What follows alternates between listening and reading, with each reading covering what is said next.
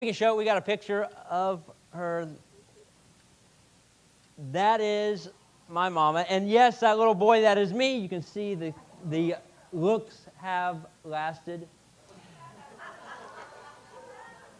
And at the bottom, you can see my sisters with my mom and myself, Angie and Christy. And obviously, I am the one that got the looks in the family. I'm just saying what y'all were thinking.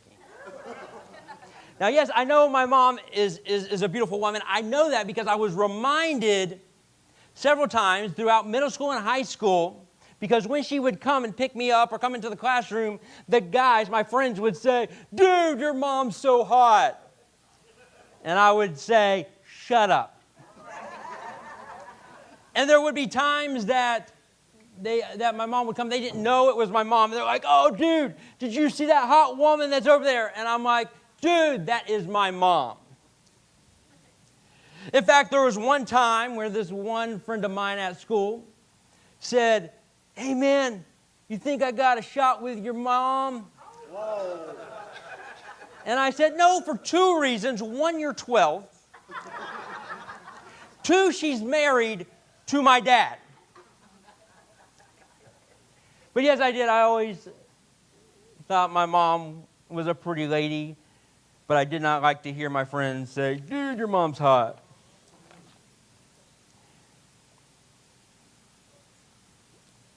Now, I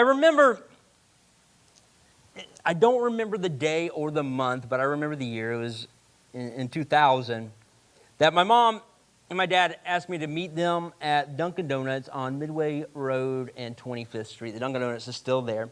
Wasn't really sure why, but I went there, and my mom told me that she had been diagnosed with stage 4 breast cancer. Now, I will admit that it did not sink in because I just thought, well, my mom's going to beat it. It's not a big deal. I never really had a whole lot of death in my family. I had my best friend died when I was 16, but on both sides of my family, all four of my grandparents were still alive, and it just wasn't something that didn't sink in, and I just thought, she's going to be okay. She's going to beat this. From that moment, in the year 2000, it led to 5 years of my mom fighting cancer. And through those 5 years, it was like a roller coaster ride because she would have chemotherapy, radiation. They would say, "She's cancer-free," and we would celebrate. And then a few months later, they'd come back and say, "We found cancer. It popped up somewhere else." There's different times it would pop up in different places. Time where she had it had a tumor in her brain and had surgery to remove that. And they said after that, she's cancer-free, and we celebrated. There were times where we had preachers and evangelists and prophets and people that would have dreams of my mom holding her grandkids. And they said, "God has told us your mom is going to beat this. She is going to be healed." And we said, yes. And then on August 25th of 2004, at the Port St. Lucie Hospital, my mom breathed her last breath. And I'll never forget this because I went to Walgreens to pick up some stuff, and I was talking to my friend in Michigan, and his dad passed away a year before my mom did, and he said, "Jimmy, when you get back to that hospital, your mom," and my mom, she was on morphine, she was taking deep breaths, she was not really there, but he said, before she breathed her last breath, if there is anything that you would ever thought that you would want to tell your mom, rush back to the hospital and tell her. I got back, and for 30 minutes, as my sisters and my dad was sleeping in the room, I bent down on my mom's bed, and I began to tell her everything I could think of that I would ever want to tell her. And for 30 minutes, I would tell her, "Mom, I'm sorry I did this when I was a teenager. Or, Mom, I'm sorry about this. Mom, I'm sorry about the time when you wanted me to stay a little longer on Christmas, but I wanted to go see that movie." And I would just say all of this stuff. And then when I got done, I stood up. And I looked at my mom, and she took one deep breath. And with that breath, she was gone. And I woke up my dad, and we went and got the nurse. And at that moment, I will admit that the feeling that I had was relief, because now my mom is no longer in pain. But it took a while to set in that my mom is actually gone. And me and my sisters, and my dad, we had questions, We had preachers and evangelists and prophets, and people have dreams, and said that she would live. And so we asked them, we went to them and said, you said she would live. And we were told, well, your mom she didn't have enough faith. And we responded, there ain't no way. She had so much faith until her last breath. She believed she would be healed. There's no way. And we were told, well, that's what she says, but that might not have been what she believed. We're told by somebody else that, well, maybe she had faith, but somebody in your family may not have had faith. And then it was, well, was it me? Was it my sisters? Was it my dad? Was it... And over and over again, it was because of this and because of that. And I just want to say this, by the way. If God says He is going to do something, He's going to do it. And it would have been so much better. And I promise you that I will do this.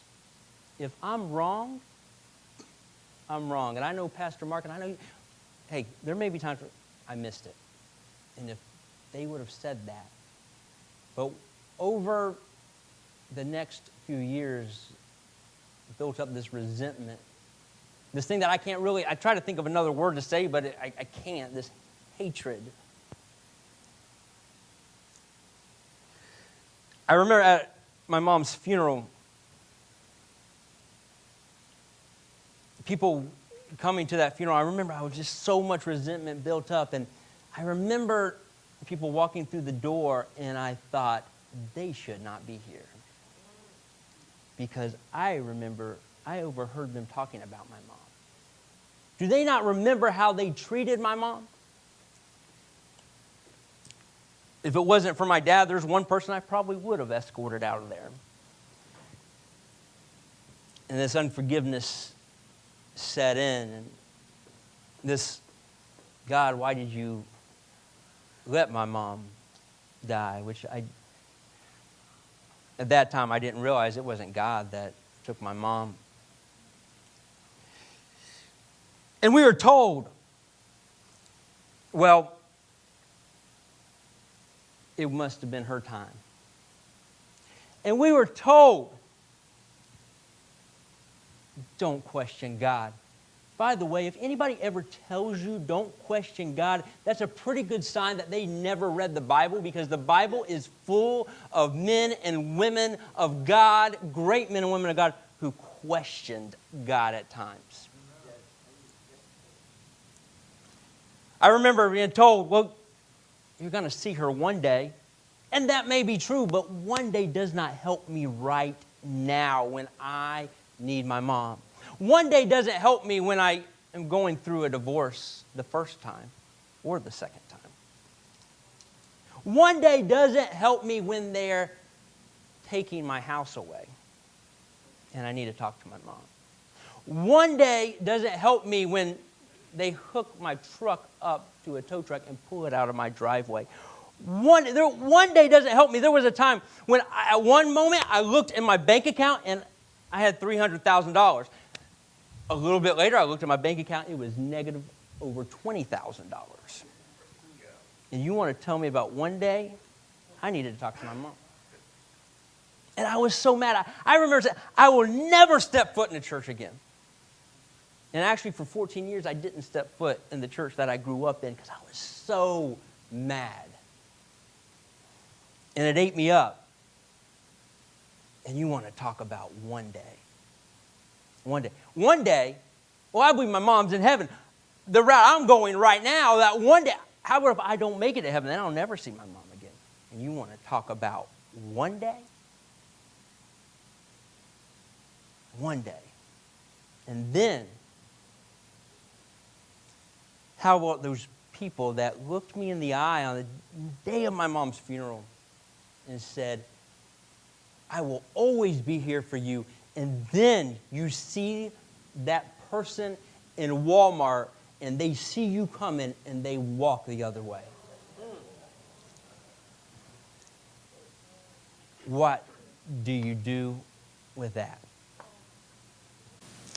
5 years ago, my sister Chrissy came up with this idea on October 10th. It's my mom's birthday, that we would meet together, my two sisters and I, and we'd go to different places, and we would get together on my mom's birthday, which is October 10th. And we would just celebrate our mother. This last week we got together. It was the sixth time. It's the one picture in the middle. We got together at Cobb's Landing, and we sat there, and my mom has been gone for 18 years. It's crazy because there's times where it just seems like yesterday. There's times where I still think, oh, I'm just going to pick up the phone and call Mom. And then it hits me, oh, I can't. You'd think that would stop after 18 years. But we got together this past week at Cobb's Landing and was eating. And then there was at a point where I just stopped eating and I looked at my sisters and I said, it just feels like Mom is here. And no longer, my whole perspective changed. And no longer was I so focused on one day. On the one day. It doesn't do me any good when I want my mom to meet her grandson or granddaughter. That one day doesn't help me at all when I want my mom to meet this blonde chick I met who loves me the way that my mom said I always deserve to be loved. But at that moment, my perspective started to change, and I thought, you know what? The miracle that never happened, that we thought never happened, maybe we were just looking at the wrong miracle.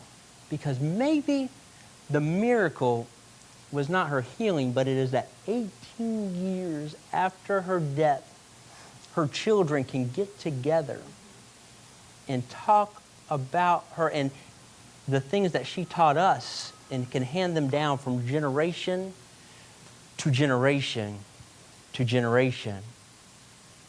18 years after her death. And I got in my truck that night after we got done eating, and I said, yes, Mom. Once again, you're right. Those two girls that I complained about and aggravated me, and I would say, I wish I was the only child. Yes, they did become two of my best friends. Maybe that's the miracle.